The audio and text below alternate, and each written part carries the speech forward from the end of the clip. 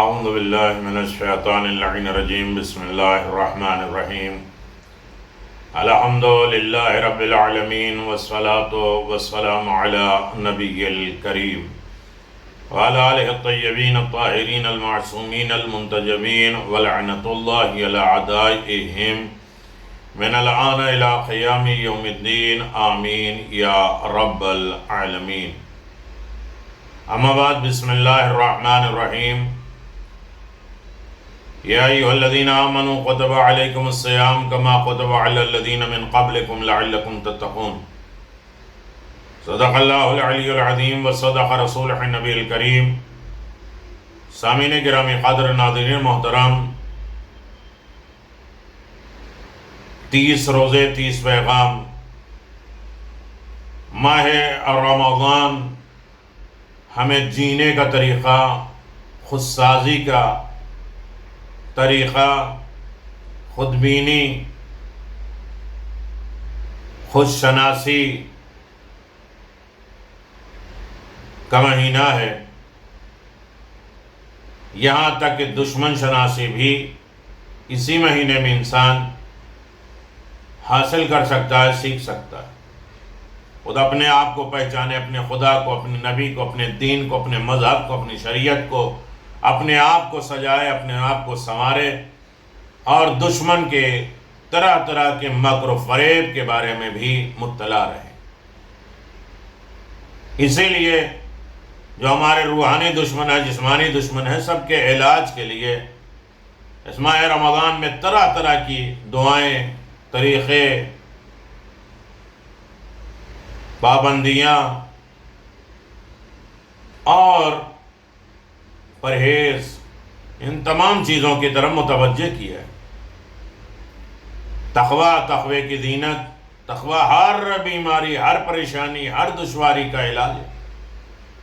لہذا ایسے اچانک تقوی نہیں حاصل کر سکتا. تقوی کی منزلیں، درجات ہیں، رفعتیں ہیں، انواع اور اقسام ہیں. پیغمبر اسلام احمد مصطفیٰ محمد مصطفیٰ صلی اللہ علیہ وآلہ وسلم نے اسی لیے ہر دن ایک چھوٹی چھوٹی دعاؤں کے ذریعے تحفہ عنایت فرمایا اور ہمیں متقی بنانے کے لیے آمادہ کیا. لعلکم تتقون، شاید اسی طرح تم متقی و پرہیزگار بن جاؤ. بسم اللہ الرحمن الرحیم. اللہم وفقنی فیہ لمرافقۃ الابرار وجنبنی فیہ مرافقۃ الاشرار وأوعنی فیہ برحمتک الی دار القرار بِإِلَٰهِيَتِكَ یا الہ العالمین. اے معبود، اے میرے پروردگار، آج مجھے اس مہینے میں نیک انسانوں کا ساتھ دینے، ہمراہ ہونے کی توفیق عطا فرما، اور بروں کا ساتھ دینے سے دور کر دے. اپنی رحمت سے مجھے سکون کے گھر میں پناہ دے دے. تیری معبودیت کے واسطے ہے تمام جہانوں کے معبود پروردگار. آپ اندازہ لگائیں کہ اس میں اہم نقطے جو ٹاپکس ہیں وہ ایک، افراد کی ہمراہی اور شریر لوگوں سے دوری، نیک لوگوں کے ساتھ اٹھنا بیٹھنا، اور جو شریر ہیں، خراب ہیں، ان سے دوری اختیار کرنا. دوسری جو ہے خدا کے جاویدانہ رحمت کے پشپناہی، اس کو راضی کرنا، اس کی رحمت کا مستحق ہو جانا، جنت کے لائق اپنے آپ کو بنانے دینا. یہ وہ چیزیں ہیں کہ جہاں ہمیں متوجہ کرتی ہیں کہ انسان متقی اور پرہیزگار کیسے بنتا ہے. خود اعتبار سے، خود اعمال کی وجہ سے نہیں بنتا. اٹھنے بیٹھنے والوں کے ساتھ، رہن سہن کے ساتھ، ایک دوسرے کے حقوق کو ادا کرتے ساتھ، ایک دوسرے کے ساتھ زنجیر بندھی ہے. ایک دوسرے ہمیں بخشیں گے، ایک دوسرے ہمیں معاف کرائیں گے تو ہم آگے بڑھیں گے. اعلان ہے اللہم وفقنی فیہ لمرافقۃ الابرار وجنبنی فیہ مرافقۃ الاشرار. کچھ لوگ فتنے کے ماحول میں اس جملے کو کہتے ہیں کون فی الفتنۃ کابن اللبون لا ظہر فیرکب ولا ذرع فیحلب. مولا کائنات کی حدیث نہج البلاغہ میں پہلی بات استعمال کرتے ہیں اور اس سے غلط مفہوم نکالتے ہیں، اور یہ خیال کرتے ہیں کہ اس کے معنی یہ ہے کہ جب فتنہ کا دورہ ہو، حالات مشتبہ ہوں، گناہ کنارہ کشی اختیار کر لینی چاہیے، دونوں پارٹی کی طرف جو ہے متوجہ نہیں ہونا، جبکہ کسی طور پہ اس جملے کا مفہوم کنارہ کشی اختیار نہیں کرنا، کیونکہ اس جملے کا اصل مطلب یہ ہے کہ کسی بھی طرح کوئی بھی فتنہ پرور فتنہ گر آپ سے فائدہ نہ اٹھا سکے، کوئی بھی فتنہ، ہمارے اعمال کا، ہمارے کردار کا، ہماری روحانی کوئی بھی اندرینی نفسانی فتنے یا معاشری فتنے یا کلچر والے فتنے، کوئی بھی فتنے ہم سے فائدہ نہ اٹھا سکے، ہم اس میں سے ایک فرد نہ بن جائیں، اور نہیں آپ اپنے مقاصد کے حصول کے لیے استعمال لا سکیں کہ ہمیں کوئی استعمال کرے اپنے مقصد کے لیے۔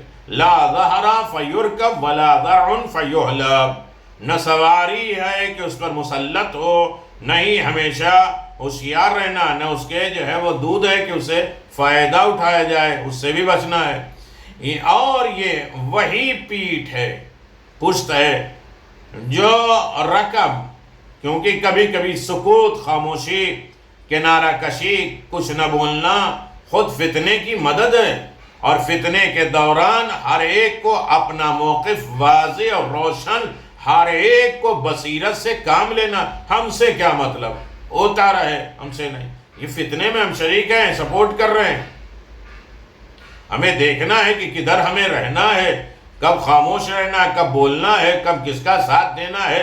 حقیقت تو یہ ہے کہ ہم کسی صورت صرف نظارہ گر، دیکھنے والا، مشاہدہ کرنے والا، ہاتھ پہ ہاتھ دھرے رہنے والا ہو کر نہ بیٹھ جائیں، اپنے راستے اور ہدف اور موقف کو معین کرنا ہی ہوگا، معین کرنا ہوگا کس جانب ہیں۔ اس لیے جب کسی دھڑے یا گروہ کے ساتھ دینے کی بات آئے تو اس کا معیار کیا ہوا ہے سمجھنا ہوگا۔ کیا ساتھ نبھانے کا ملال، شخصی فائدہ ہونا ایمان ہے؟ کیا ہم صرف خود غرضی یا یہ کہا جائے معدی منفعت کے بارے میں سوچ رہے ہیں، یا خوف خدا بھی ہے ہمارا برا نہ ہو، ہمارا نہ ہو، ہمارا مال نہ جائے، ہمارے بارے میں کوئی بات نہ ہو؟ کیا کسی گروہ کا ساتھ دینا آخرت کی بنیادوں پر ہے، یا یا کرسی کی لالچ میں ہے، یا تخت و تاج کی لالچ میں ہے؟ ظالموں کے مقابل ہمارا رویہ کیسا ہے؟ جن لوگوں نے خون بہائے، چوس رہے ہیں مسلمانوں کے خون، اور زبانی طور پہ لوگوں کے حقوق کا نعرہ بلند کرتے ہیں، مگر یہ نہ سمجھے ان کے آنسو مگر مچھ کے آنسو ہوتے ہیں، عملی طور پہ دہشت گردوں کو مالی اور سیاسی تعاون پہنچاتے ہیں، ان کے مقابل میں ہم کیا اقدامات کر رہے ہیں؟ غور فرمائے کہ ساری جنگیں ناامنی کا ماحول ہے، جس میں امن نہ ہو، سکون نہ ہو، اسلامی ممالک کا رخ کیے ہوئے ہیں، جبکہ وہ خود کا تمام کام ان کا سفید میں بیٹھ کر ہمیں الجھانے اور الجھا کر ہنس رہے ہیں، اور آرام اور سکون کی زندگی بسر کر رہے ہیں ہمیں لڑا کے۔ گویا تمام جنگ خونریزی اس نقطۂ زمین سے مخصوص ہے، اسی عالمی تباہ کاری کے نقشے کے سامنے ہمارا کیا کردار ہے؟ بہرحال ابرار، نیک لوگ، اشرار، برے، شر، فساد کرنے والے کا یہ آمنا سامنا، جنود رحمان و شیطان کہ یہ جنگ ہمیشہ سے ہے۔ اہم یہ ہے کہ ہمارا فریضہ کیا ہے، آنکھیں بند کیے نہیں رہ سکتے، کم از کم ہمیں اپنا خیمہ معین کرنا، ہمیں پارٹی معین کرنا ہوگی کہ ہم کس طرف ہیں، اور کیونکہ ماضی میں اپنا موقف معین نہ کرنے والوں کی وجہ ہم نے بہت نقصان اٹھائے ہیں، جو معلوم ہی نہیں کدھر کے ہیں، ہمارے فیور کے ہیں، ہمارے اگینسٹ میں ہیں۔ ہمیں نہیں معلوم ہے، اس لیے کہ انہوں نے پارٹی معین نہیں کی، اس سے ہم نے نقصانات اٹھائے ہیں، اس سے ہم نے خرابیاں اٹھائی ہیں، اس سے ہم نے معاشرے کی تنگی اٹھائی ہے۔ ربی ابن خثیم امیر المؤمنین علی ابن ابی طالب علیہ السلام کے ساتھیوں میں سے تھے، جو ظاہر طور پہ زاہد اچھے میں تھے۔ جنگ صفین کے وقت امیر المؤمنین کی خدمت میں آ کے کہنے لگے کہ ایک طرف تو آپ پیغمبر اسلام کے برحق جانشین ہیں، اور دوسری جانب یہ ہے کہ جنگ مسلمانوں کے ساتھ ہو رہی ہے، میں نہیں چاہتا کہ اس خونریزی کا شریک بنوں، جبکہ دوسری جانب یہ بھی نہیں چاہتا کہ آپ کے دائرے حکومت سے باہر جاؤں، اس لیے مجھے کسی ایسی جگہ بھیج دیجئے جہاں میں خدمت بھی انجام دے سکوں اور میرے لیے ایسے کو مشکل بھی نہ ہو۔ امیر المؤمنین علی بن ابی طالب علیہ السلام نے اس سے کہا، کچھ نہیں کہا، اور خراسان کے بارڈر کی نگہبانی اس کے حوالے کر کے روانہ کر دیا۔ کیا ربی ابن خثیم کا یہ فعل قابل دفاع ہے؟ اس کا فرض تھا کہ وہ امام کے پرچم تلے جنگ کرتا، امام کے سائے میں رہتا، میدان نہ چھوڑتا، اور یہ زہد نہیں ہے بلکہ وسوسہ شیطانی ہے، وہ اسے بھی حق میں مان رہا ہے اور انہیں بھی حق میں مان رہا ہے، دونوں کا ساتھ چھوڑنا نہیں چاہ رہا ہے، نہیں دیکھ رہا ہے کہ اللہ کا حق کیا ہے اور امام کیا چاہتے ہیں۔ آپ جانتے ہیں تین گروہ، تین پارٹیاں نے امیر المؤمنین کے بالمقابل فتنہ و فساد برپا کیا۔ ناقصین نے طلحہ زبیر کی رہبری میں، قاسطین نے معاویہ کی رہنمائی میں، اور پھر مارقین جو کہ خوارج میں ہیں، ان تینوں گروہوں نے امیر المؤمنین علی بن ابی طالب کے بالمقابل فتنہ فساد برپا کیا، ناحق خون بہائے، مظلوم کی جانیں لیں، ظاہر اسلام اور قرآن کا دم بھرتے رہے، جبکہ حقیقت میں قرآن کے مقابل جنگ کے لیے آئے، خاص طور پہ خوارج کی، جو ظاہری طور پر بہت زیادہ نماز روزے والے اور اہل دعا اہل گریہ والے تھے۔ ایسی جگہوں پر کیا کرنا چاہیے؟ ہمارا موقف اس کی تائید کرے گا۔ ایسے مواقع پر بصیرت کی سخت ضرورت ہے، سوچ بچار فکر کی بہت ضرورت ہے۔ ہمیں دیکھنا چاہیے کہ علی کس جانب کھڑے ہیں، علی کیا کہہ رہے ہیں، ہمیں علی کی پارٹی میں ہو جائے، مولا کی پارٹی میں ہو جائے، میرے مولا کیا چاہ رہے ہیں، کیونکہ پیغمبر اسلام عظیم الشان نے ارشاد فرمایا، علی مع الحق والحق مع علی، علی جدھر رہیں گے وہ حق رہے گا، علی جو کہیں گے وہ حق رہے گا، جدھر جائیں گے وہ حق رہے گا۔ علی حق کے ساتھ ہیں، حق بھی علی کے ساتھ ہے۔ علی مع القرآن والقرآن مع علی، علی قرآن کے ساتھ ہے، قرآن بھی علی ابن ابی طالب کے ساتھ ہے۔ بے موقف رہنا، کچھ نہ بولنا کوئی قابل افتخار کام نہیں ہے کہ ہم نہیں کچھ بول رہے ہیں، ہم خاموش ہیں، ہم کسی طرف نہیں جا رہے ہیں، یہ کوئی کمال کی بات نہیں ہے۔ جبکہ امیر المؤمنین علی ابن ابی طالب جنگ میں وارد ہوئے، اترے تو اپنا موقف، اپنا فیصلہ واضح کر دیا، اور آپ کی مدد کے لیے دوڑ پڑنا چاہیے۔ اس لحاظ سے ہم جو تاریخ کے آئینے میں کچھ کرداروں کو دیکھتے ہیں جنہوں نے سستی سے کام لیا، وہ دنیا کے فریفتہ نظر آتے ہیں، دنیا نے انہیں دھوکہ دے دیا، جیسے پسر سعد، طلحہ، زبیر، یا شیطانی وسوسوں کے شکار جیسے خوارج۔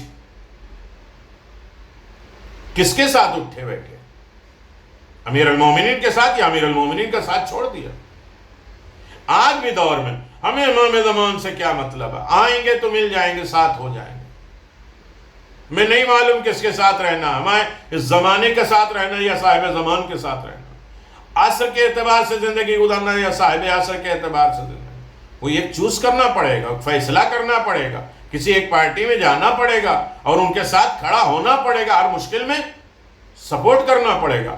حسن بصری کا کردار مقام عبرت ہے، جو زہد اور دنیا گیری میں مشہور تھا، ایک دن جنگ صفین کے بعد وضو کرنے میں مصروف تھا۔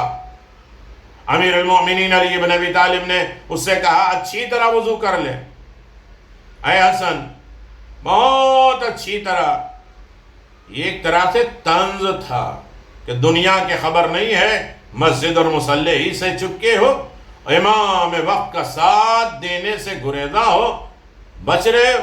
اس نے جواباً کہا، کل تم نے ایسے لوگوں کو قتل کر دیا جو بہت اچھی طرح وضو کرتے تھے۔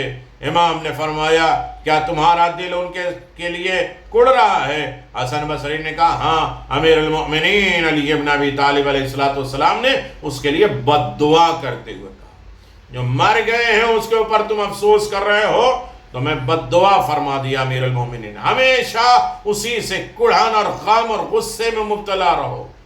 وہ اس تاریخ سے لے کر مرتے دم تک غم اور غصہ، افسردگی اور مایوسی میں مبتلا رہا۔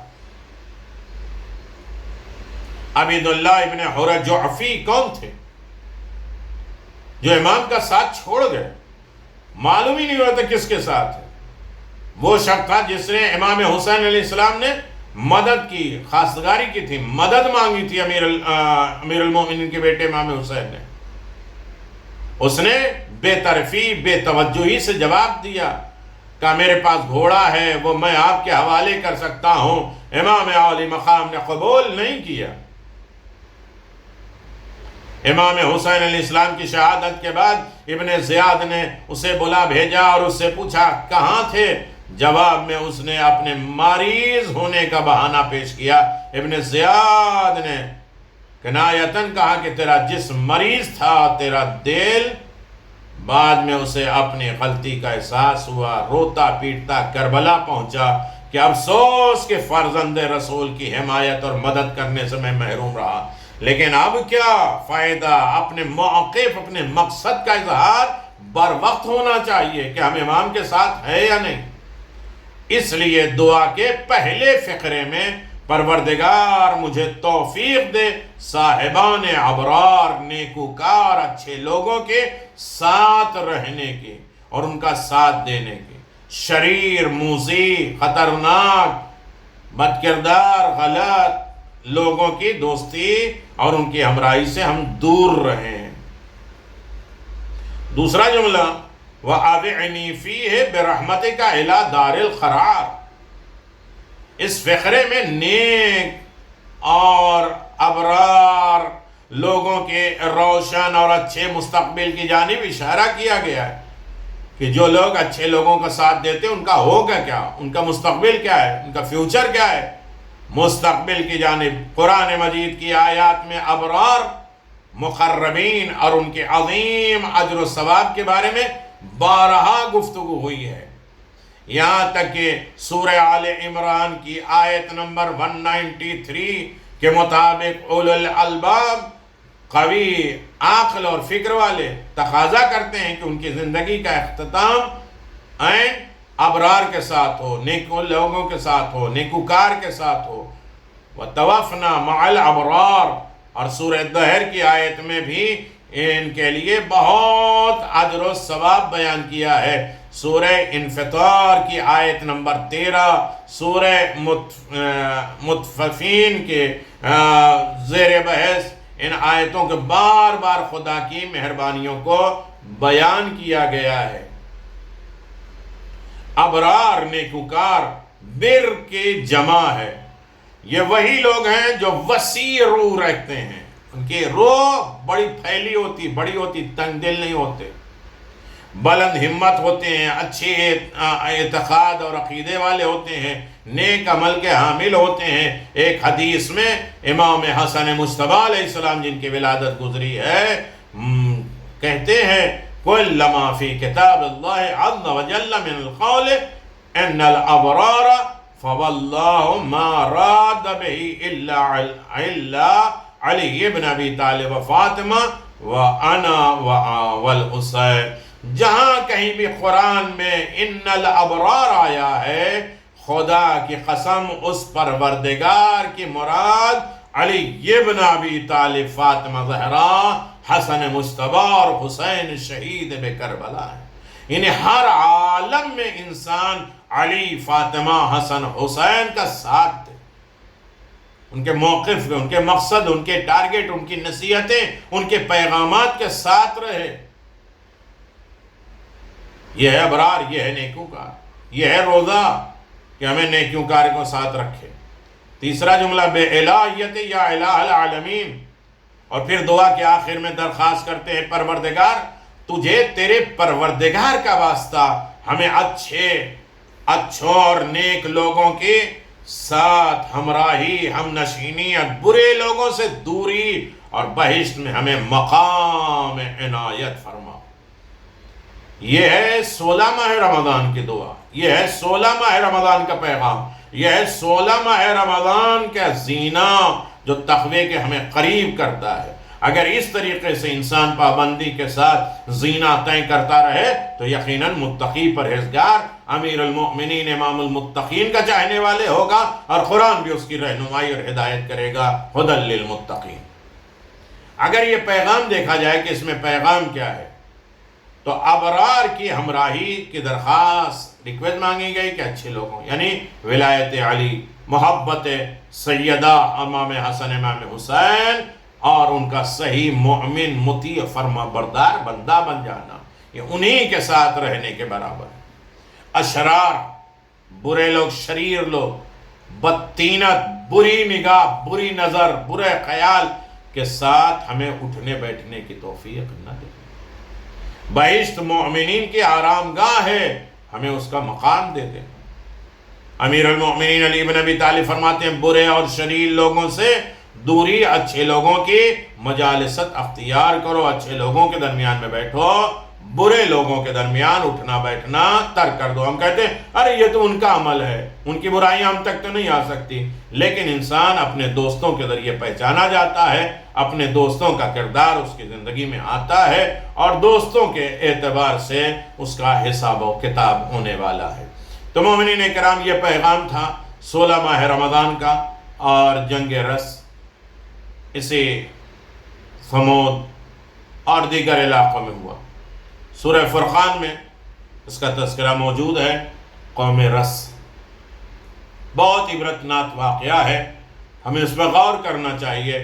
یہ بھی ایک پیغام ہے، اور پیغام زندگی ہمیشہ ہماری رہنمائی اور عبرت دیتی رہتی ہے، اور صحیح معنوں میں خدا کے مطیع و فرما بردار ہم ہوتے رہتے ہیں۔ والسلام علیکم ورحمۃ اللہ وبرکاتہ۔